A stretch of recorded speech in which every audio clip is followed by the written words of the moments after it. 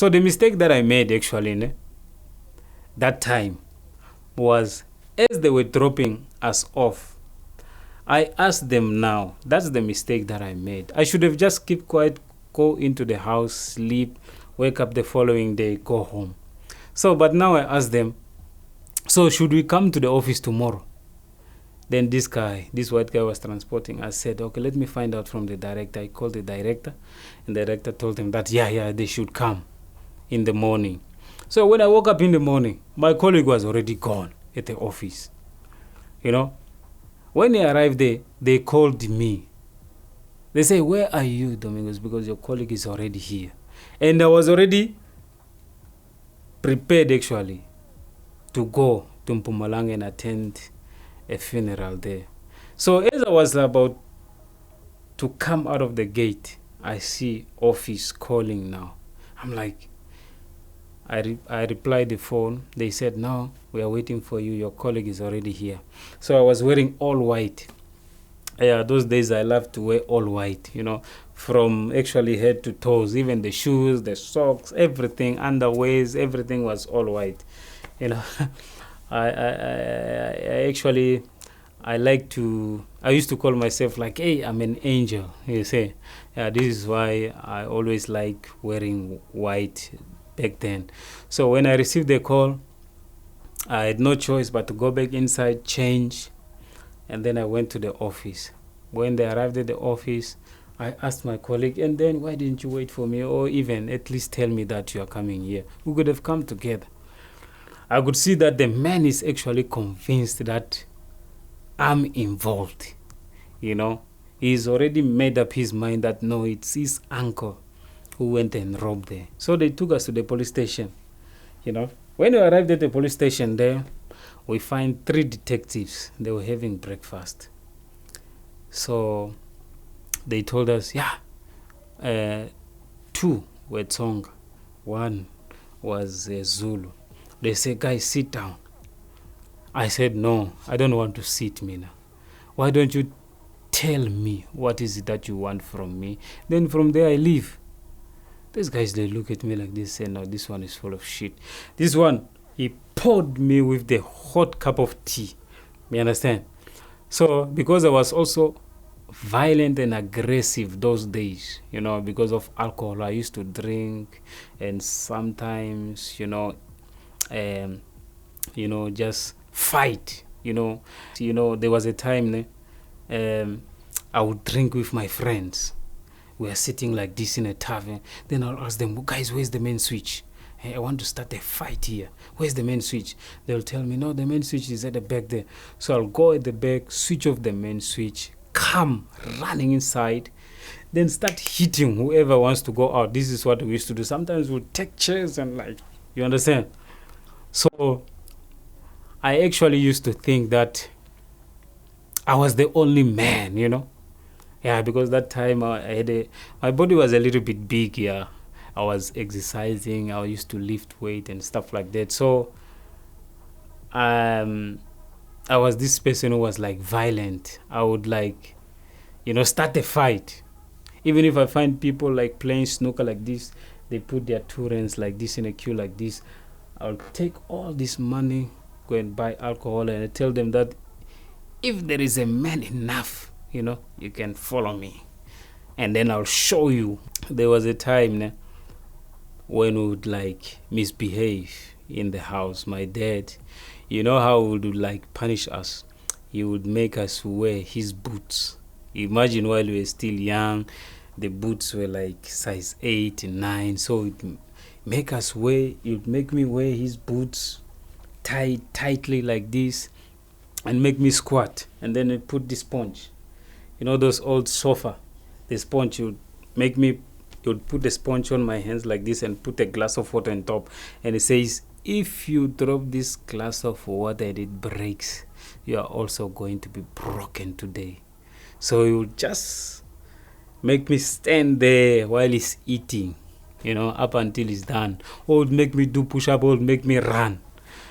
So that made me, grow up thinking that I'm tough. I would even ask my friends, even when we were drinking, I say, hit me. If a fist would hit me, bah!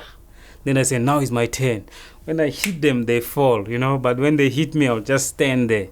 I don't feel the pain, but I only feel the pain the following morning.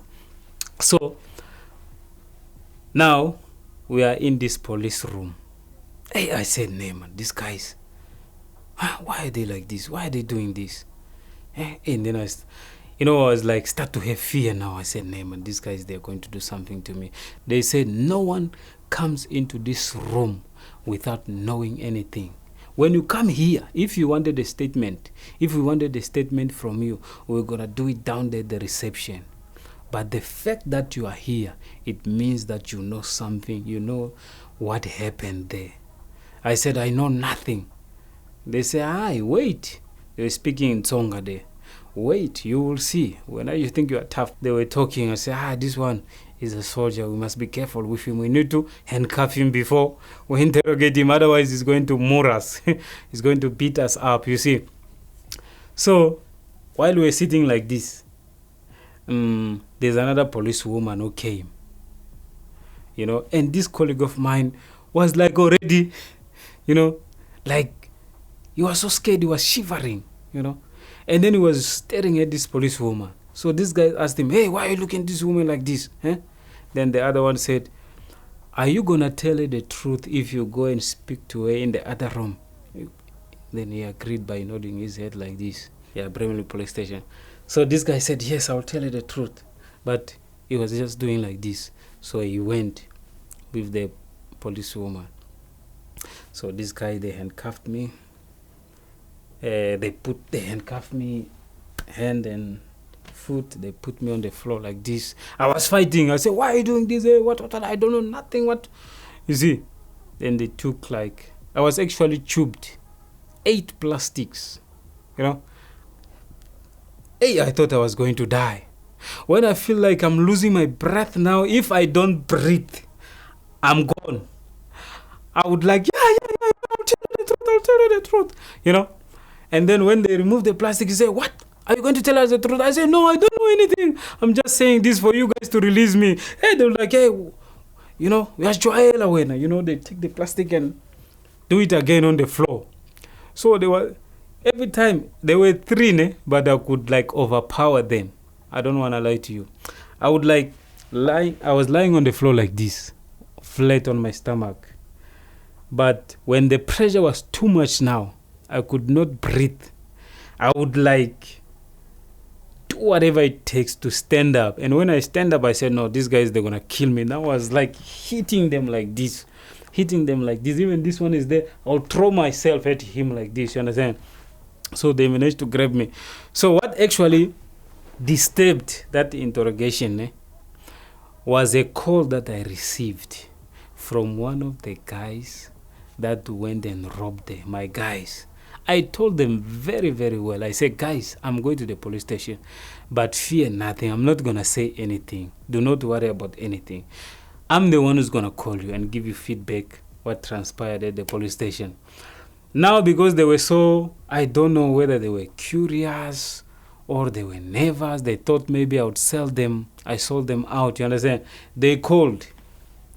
And at the time that they called, I changed because of the night before. Remember that I was interrogated at the office. They're asking me about Dion and stuff like that. So I changed his name. I used another name, but different, same number. So this guy calls. The one that they are looking for. When he calls like this, there's a police lady who answered the call. And then they told me, you know what? You're not going to speak your language. You speak English. You understand me? I said, okay. Then I was like, if that is the case, now the guy, it's going to be easy for him to realize that this guy is still at the police station and there is something happening. I was actually sure that this guy was going to ask himself, why are you speaking to me in English now today? You understand? So they answered the phone. They put the phone on loudspeaker. They made me speak English with him. And he was responding in English, not being like suspicious or worried, like, why is this guy, in the morning he told me that he's going to the police station, now he's speaking English, you understand? He wasn't. He was like free, I asked him, where are you? He said, no, I'm at Diplomat. There's a there is a place where they sell this thing, like in Joburg there. I think they sell this. There are a lot of prostitutes there. That's where he was. Then they said, tell him that he must wait for you. I told him, can you please wait for me? Because I want my, what you go. He said, no. I'm on my way to Bloemfontein. Yes, they knew. They knew now that this is the guy that they wanted. Because the guy was like talking to me now. Saying, no, I'm going to Bloemfontein. I'm on my way to Bloemfontein. Your share of the money, you'll find it from the driver. He's in Pretoria. You understand? Now he's revealing the whole information on the phone now. You see? Then they say, yeah. Tell him to wait for you. You understand me? Before he leaves. So I say, listen here, can you please give me like 45 minutes? I want to see you before you leave. The guy said, okay, hurry up. You see, but the police were very, very, very interested on the one that was shot. If they could get the one that was shot, then they would know that they will be sure that these are the guys, the right people who committed the crime. So when we arrived there, they wiped me because of, all the beating and stuff. I was a little bit swollen and the dust on the ground and all that. They made me wear a jersey that was, that was on my waist like this, yeah. So I went, I called. So these police were like, they gave me a distance like this as we were like walking when we arrived in Joburg. And then I called him again. I asked him, where are you? He said, no, I'm no longer there. I'm at this cave. It's like a Portuguese cave. That's where I am. So I walked in. I could see that, no, this man is no longer the one that I know. 2 days only with money is already changed. The complexion, the appearance, the clothes that he's wearing, he's even wearing gold and what. He is so handsome and beautiful. I'm like, what? Then, as I approached him like this, I told him, run, the police are here. I'm here with the police. He said, oh, Ivan. He stood up and said, hey, stop playing like this. I said, I'm serious. He said, oh, man, why are you playing like this? Then he asked me, what happened to you? I said, this is what I'm trying to tell you. I'm from the police station. He stood up, looked around, nothing is happened. As he said like this, the police said, hey, freeze. Hands up, don't move. What even? The people around were eating. How women are. Screaming, hey! They say, no, it's okay. It's funalo. Yeah, but then he was like, hey, Nianzen. Yeah, but they say, don't worry, we'll speak in the car. You see, then he started insulting me, you see, because they already knew that I actually, what do they call it? Like, I sold him out, you see. So he started insulting me. Is this rubbish? I'll kill you. What? This is what he was saying to me. You see, the police say, don't worry. We don't want you. We want the one that was shot. They say, I don't know nothing. I don't know nothing. Hey, what? They took him to when we arrived at the police station. The police said, okay, if you don't know nothing, no problem. Where did you get this money? Because they find it, he was carrying a luggage. You see those traveling bags? There was a lot of jewelry, a lot of money and all these things. Say, where did you get this? Hey, my brother is working in Iraq, things like that, you see.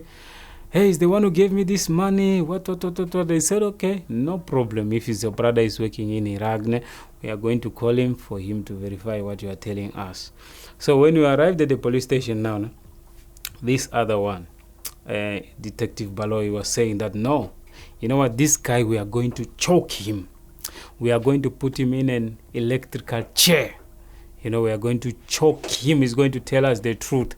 And then the police were scaring him and said, hey, Baba, this is what we are going to do. We are going to choke you and your manhood will never work again. Hey, when he heard that, he was so scared. He was like, my way. He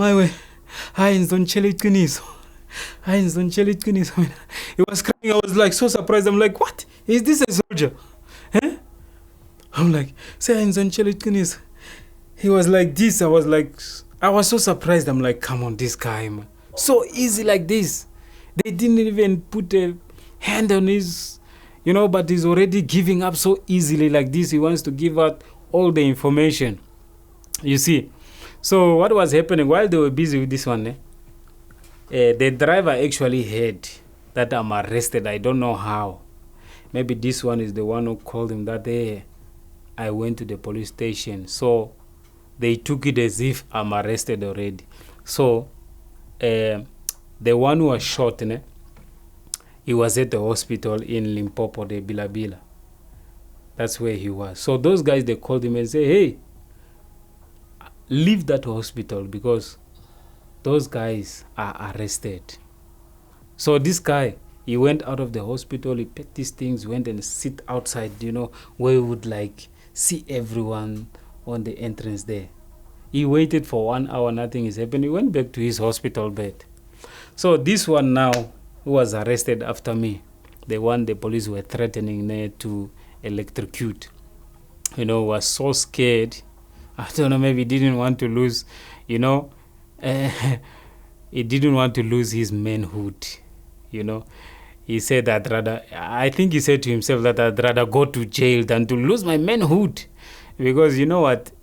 As a man, I don't want to lie to you. You can have all the money in the world, all the beautiful houses and cars. But if, as a man, you don't your manhood is not working, it's nothing. All these things is nothing. So he thought of that, So you see, so he decided to confess. He said, no, I'll take you where this guy is because I'm the one who drove him to the hospital there.